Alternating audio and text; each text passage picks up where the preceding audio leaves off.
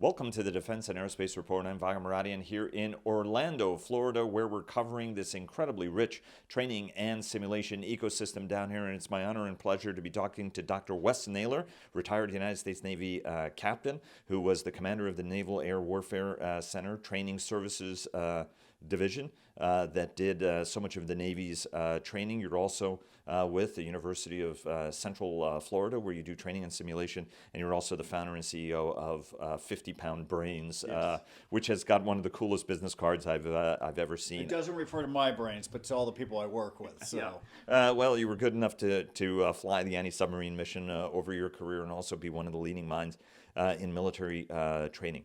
Talk to us a little bit about what the state of the art is. You know, we've been hearing from senior leaders for a long time about the training revolution, whereas this revolution is actually ongoing and is actually accelerating.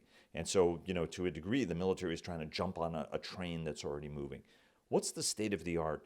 How is training and simulation changing, and how is that going to then drive changes to how the military trains people? And actually, society will be training people more broadly. absolutely. And I think we're really at an inflection point. There's this realization that our tactical advantage from a military standpoint and our competitive advantage from an economic standpoint is going to be in our people. And there's that need to invest in our people and up the level of human performance. And if we can take advantage of these technologies that DoD and the Department of the Navy have really been at the forefront of developing with partners like the University of Central Florida, that gives us the space to really be at the head of competition on the world stage. You know, certainly there's the argument out there that technology is completely fungible. Anyone in the world can go and buy a piece of technology and employ it, but people are not as fungible. And most of our competitors don't have the same type of systems in place that we could leverage that technology to improve the human performance. At the end of the day, though, it all comes back to the human, and we've talked about this at length. It's not about the bright, shiny object. It's not about grabbing the next piece of gear that we deliver on, because that's going to change. I mean, certainly we've seen it. First, it was the Oculus Rift that when you put it on, you would get seasick because the pixelation was so bad and messed with your vestibular senses. And industry's come along and really moved that along. We've got things like Magic Leap and HoloLens and other things. So the delivery vehicle always changes. But what's important is the content and the data and how we capture that to drive learning. And that is where I think we really have the opportunity to take advantage of this. But as I say, it's a moment of inflection. It's also a moment of danger because this has not been progressing as fast as we would have liked it to. Sailor 2025, we're coming up on 25 pretty quick. And in my opinion, we haven't made as much progress as we should. And let me pick on that for a minute. So you were part of the Navy teams that was trying to drive that revolution in training. You know, Admiral Moran, you were there when he was Chief of Naval Personnel, and you guys were working on Sailor 2025. And some of these past efforts failed, and so now have created sort of an allergy within the Navy. Talk to us a little bit about the lessons learned from the past and how to execute this right this time, because I don't think we have time to miss another 5 years to jump on this train. Well, I agree with you, and I don't think it's a 5-year miss. It turns into a 10 to 15-year miss. The last time we tried this was something called Revolution in Training. When we started putting this together, we were talking about, oh, this was the next revolution in training. And frankly, I'd jump in and say, that word's anathema. We can't use that. That left such a bad taste in people's mouths that we can't refer to that if we want to move forward.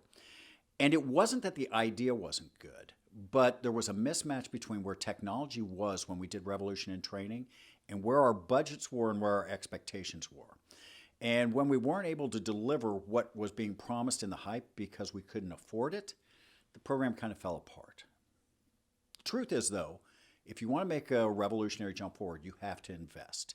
There's no two ways about it. You can't do it on the cheap. You can't trade something and hope to have a net neutral effect. If you want a new gain, and I think we're seeing this with Night Court and other things, that you realize you have to trade off priorities.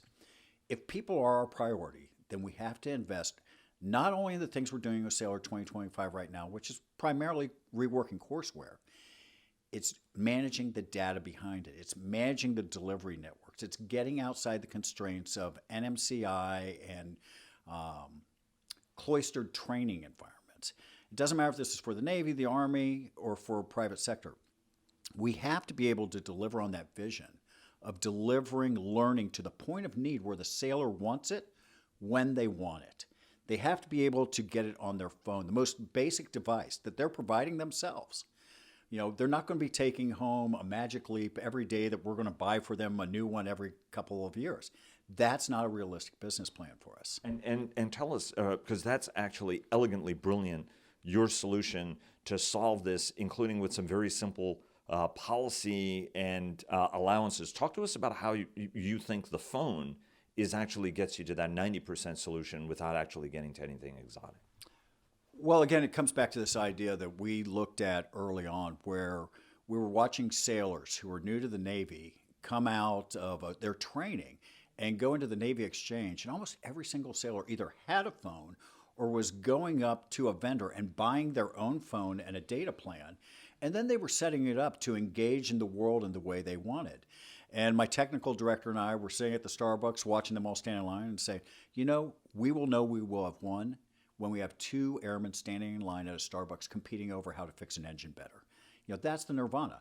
They're buying the device. We don't have to continue to buy it for them. But perhaps a 21st century sea bag, instead of having 6 uniforms, has 5 uniforms and a data allowance because we want them to be using this. We want them to have access to that device. If they're paying for it, we need to support that in some way.